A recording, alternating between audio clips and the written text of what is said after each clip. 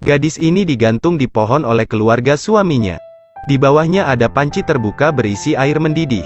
Anggota keluarga dari keluarga suami tertawa jahat. Gadis itu sepertinya tidak ingin berkelahi.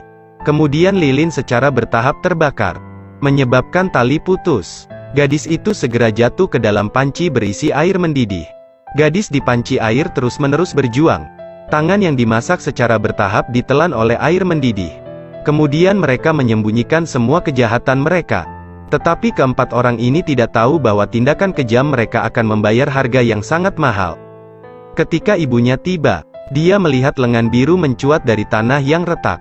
Gadis yang muncul di depan ibunya berbicara dengan tenang. Kemudian dia dipercaya oleh ibunya untuk menjadi lebih sedih.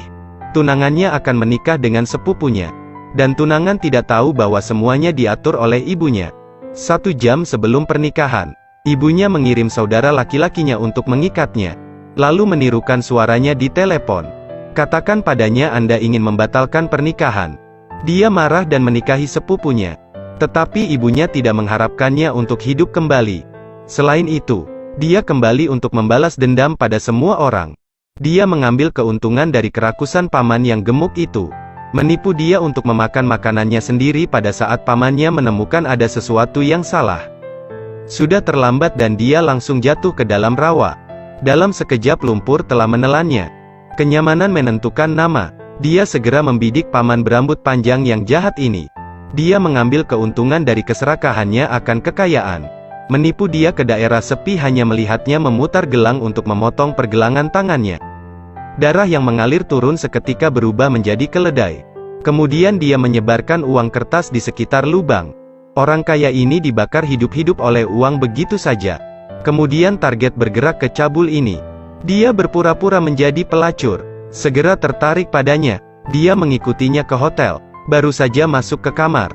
Baru mulai bermain. Pria cabul ini memasukkan obat bius ke dalam segelas anggur.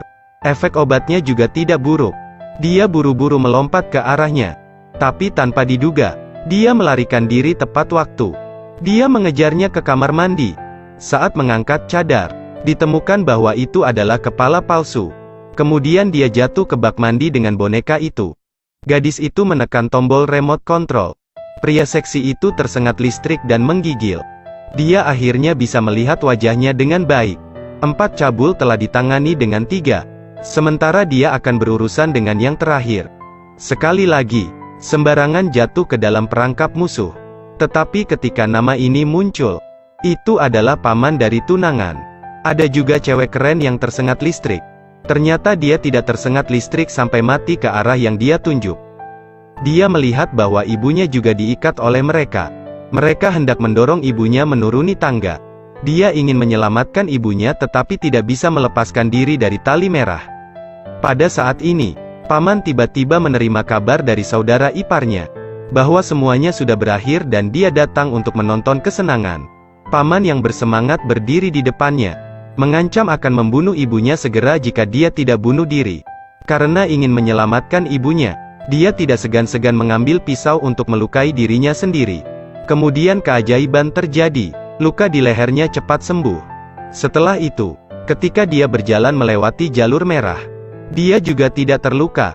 Dia membantu ibunya melepaskan tali dan orang-orang jahat segera bergegas. Tapi dia melepas kalung itu untuk mengungkapkan wujud aslinya. Sebuah pisau terbang ke arah pria yang bersemangat itu. Pisau itu langsung menusuknya. Dia mencoba mencabut pisau itu dan bergegas ke arahnya. Tanpa diduga tergelincir, pisau itu menusuk rekan-rekannya lagi.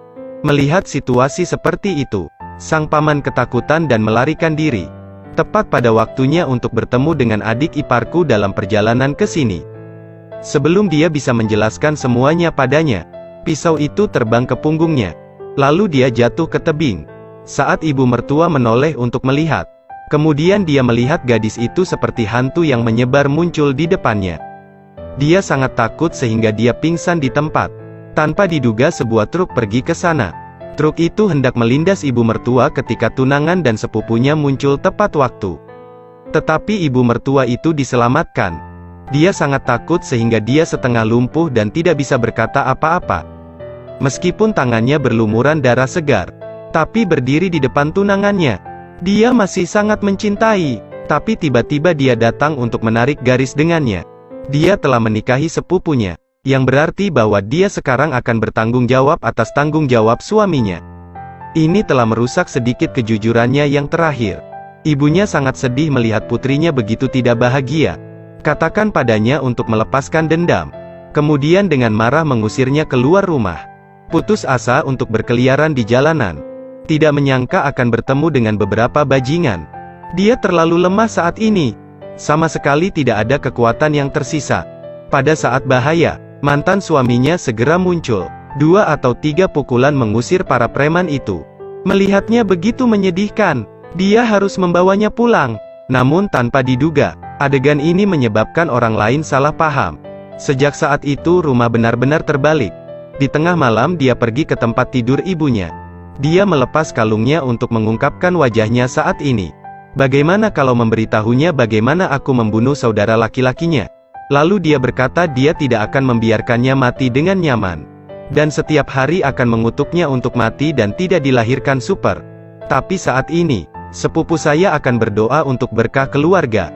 Tidak peduli bagaimana dia berdoa untuk kebahagiaan. Itu tidak dapat dinyalakan. Seorang biarawan dan biarawati melihat ini dan berkata, rumahnya pasti berhantu.